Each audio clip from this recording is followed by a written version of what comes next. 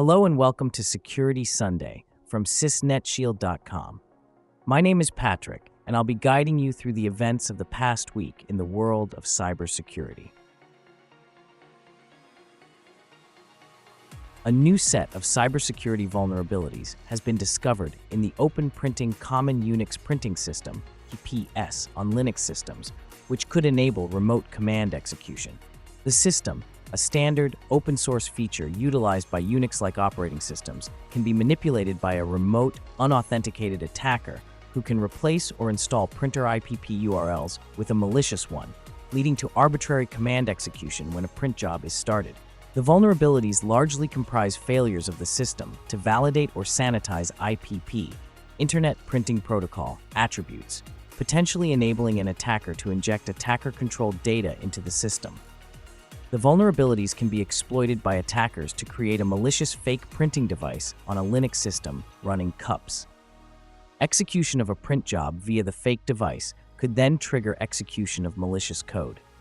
The issue arises due to the inadequate management of new printer available announcements by CUPS browsed, alongside poor validation by CUPS of information provided by a malicious printing resource.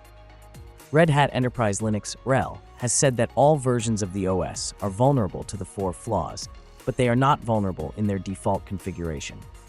RHEL has classified the issue as of important severity, although they anticipate the real-world impact to be low.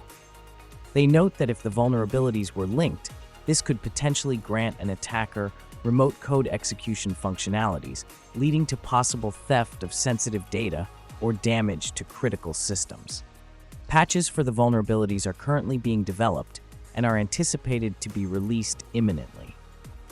In the meanwhile, it's recommended to disable and remove the CUPS browsed service if it's not necessary, and block or restrict traffic to UDP port 631. Cybersecurity firms have pointed out that the vulnerabilities may affect only a subset of systems and are not on the same level as other recent critical vulnerabilities like Log4Shell or Heartbleed.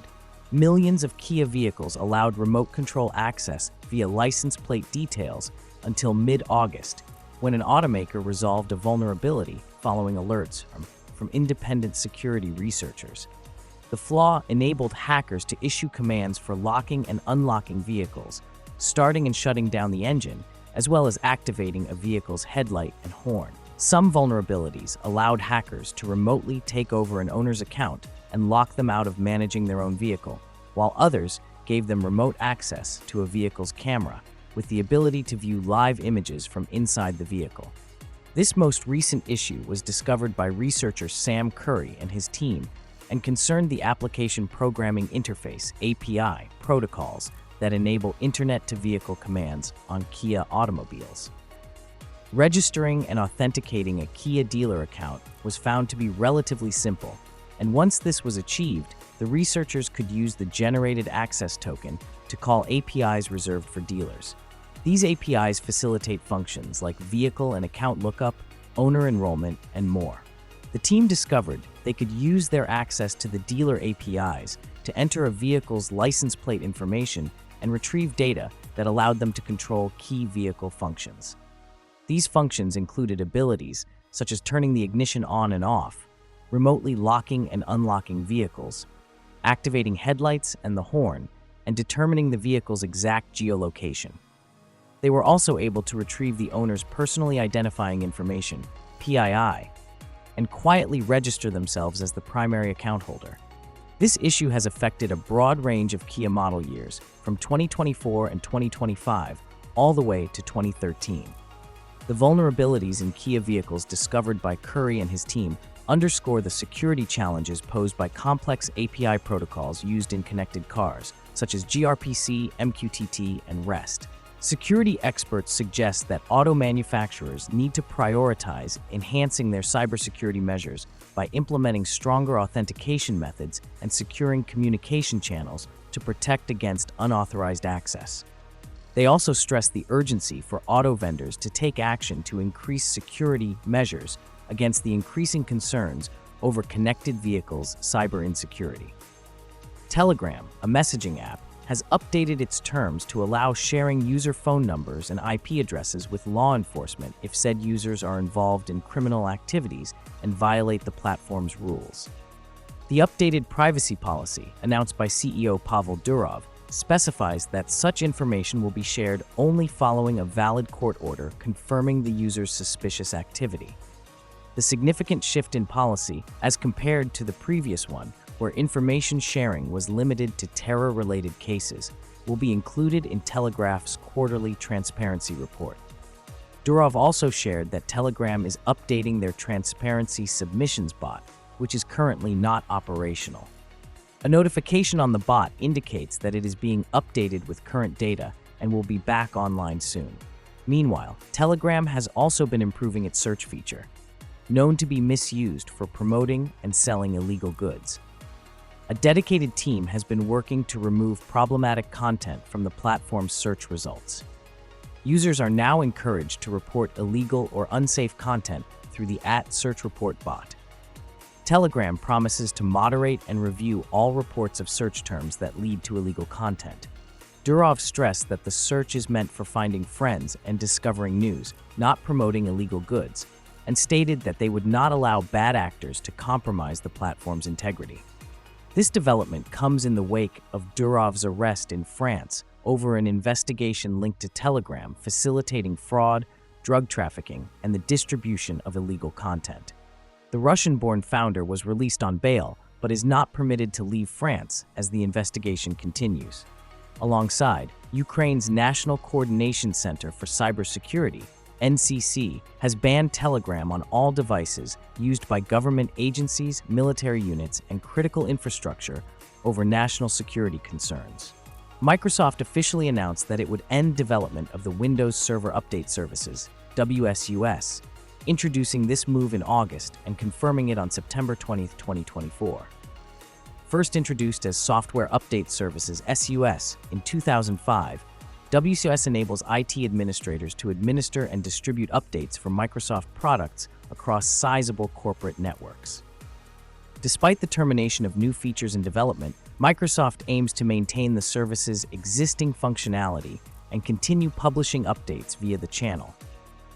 Current functionalities will be preserved and updates will be published through the WS channel, according to a statement by Nir Froimovici from Microsoft. The company will also support any content already published through that channel. This implies that Microsoft is not investing in new capabilities for WSUS and is not accepting new feature requests for the service. The change will not affect home users or Microsoft Configuration Manager users.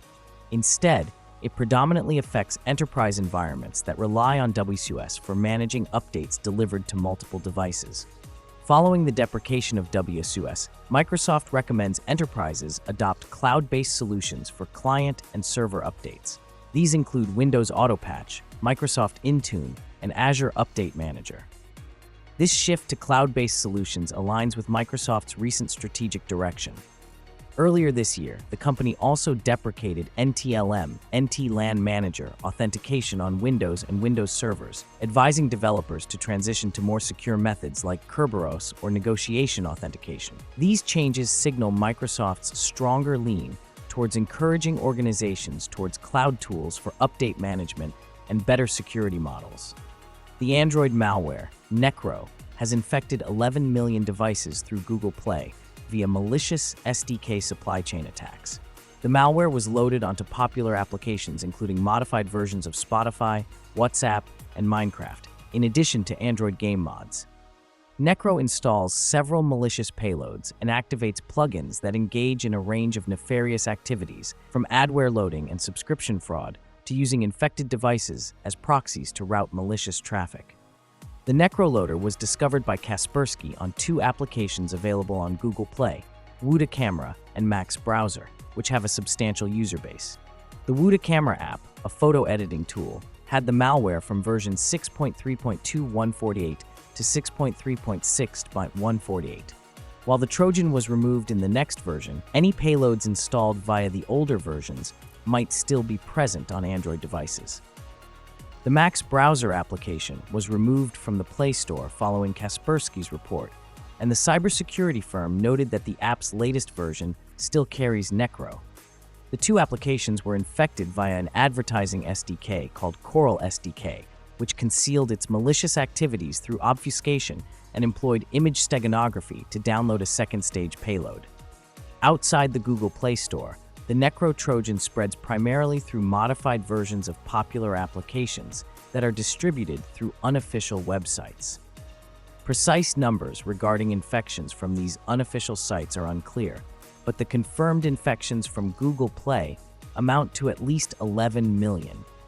Google has said they are investigating these reports and have removed all known malicious versions of the apps. They claim that Android users are automatically protected against known versions of Necro malware through Google Play Protect, which warns users or blocks apps known to exhibit malicious behavior, even if these apps come from sources outside of the Play Store.